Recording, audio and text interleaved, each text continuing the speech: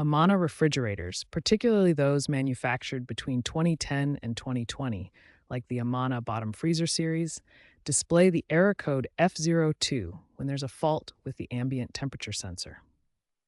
This sensor is crucial because it monitors the refrigerator's surrounding environment to ensure proper cooling and prevent food spoilage.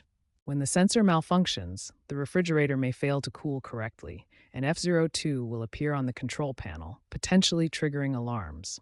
The image shows the sensor location inside the refrigerator and an example of what not to do, blocking the sensor. Ignoring F02 can lead to food safety risks, as per USDA guidelines, potentially causing bacterial growth if temperatures exceed safe ranges. It's not a catastrophic failure, but requires prompt attention to avoid secondary issues like compressor burnout. Start troubleshooting by power cycling the refrigerator.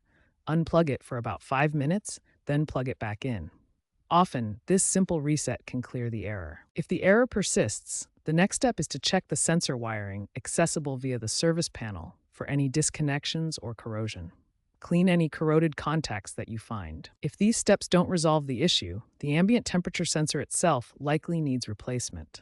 Sensor part numbers like WNTO 86090 are common for many Amana models.